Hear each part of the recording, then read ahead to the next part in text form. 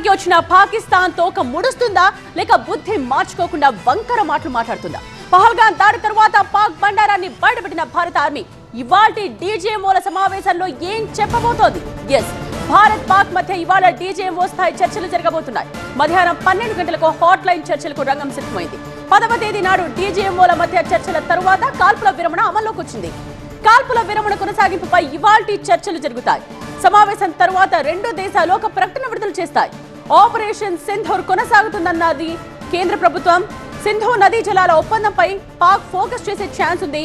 ఇక ఈ విషయంలో మరో ఆలోచన లేదని ఇప్పటికే భారత్ ప్రకటించింది. పాక్ ఆక్రమిత కశ్మీర్ అంశంపై భారత్ దృష్టి పెట్టే అవకాశం ఉంది.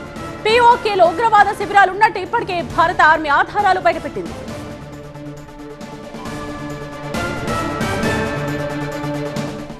బ్యూరో చీఫ్ గోపీకృష్ణ లైవ్ లో అందుబాటులో ఉన్నారు, వారితో మాట్లాడదాం.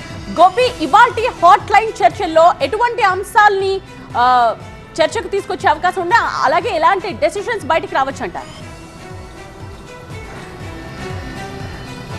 ఎస్, భారత్ అలాగే పాకిస్తాన్ ఉద్రిక్తతలకు సంబంధించిన కీలక సమావేశం ఇది.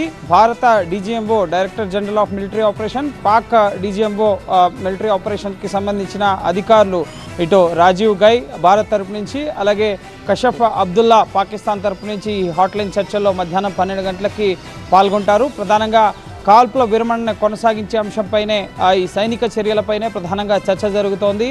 ఈ భారత పాకిస్తాన్ ముందు ఏ అంశాలను ఉంచాలి అన్నది ఇప్పటికే ఒక నిర్ధారణకు వచ్చింది. ప్రధాని సూచనల మేరకు ఇటు భారత డీజీఎంఓ కొన్ని కీలక అంశాలని పాకిస్తాన్ ముందు ప్రతిపాదించబోతున్నారు. అది భారత సైనికులపైన అలాగే భారత పౌరులపైన కాల్పులను విరమించుకోవాలి పాకిస్తాన్. అలాగే మా లక్ష్యం కేవలం ఉగ్రవాదులు మాత్రమే, ఉగ్రవాద చర్యల్ని మేము ఖచ్చితంగా తిప్పికొడతాం, ఉగ్రవాదుల్ని ఏరివేస్తామన్న అంశాన్ని కూడా ఇటు పాకిస్తాన్కి స్పష్టం చేయబోతోంది.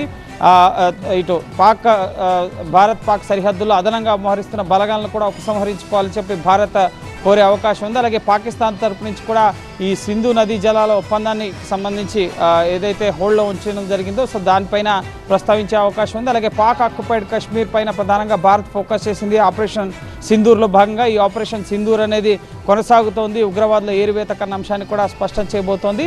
సో దీని తర్వాత, ఈ చర్చల తర్వాత, హాట్లైన్ చర్చల తర్వాత రెండు దేశాలు కూడా ఒక ప్రకటన చేయబోతున్నాయి. ఇప్పటి వరకు కేవలం మొన్న శనివారం రోజు పాక్ డీజీఎంఓ ఫోన్ చేసి కాల్పులను విరమించాలి అని అడిగిన దాని మేరకు, అలాగే అంతర్జాతీయ సమాజం శాంతిని నెలకొల్పాలి అన్న సూచన మేరకు ప్రస్తుతం 2 రోజులుగా కాల్పులు ఆగాయి. సో ఈ సమావేశం తర్వాత పాక్ వైఖరి, ముఖ్యంగా ఏ ఒక్క ఉగ్రవాద ఘటన జరిగినా కూడా మేము దాన్ని యాక్ట్ ఆఫ్ వార్గా పరిగణిస్తామని చెప్పి ఇప్పటికే భారత్ ప్రకటించడం జరిగింది. కాబట్టి సో వాళ్ళ వైపు ఉన్న ఉగ్రవాదులకు సంబంధించి దానిపైన పాకిస్తాన్ చర్యలు తీసుకోవాలని చెప్పి భారత్ కోరే అవకాశం ఉంది.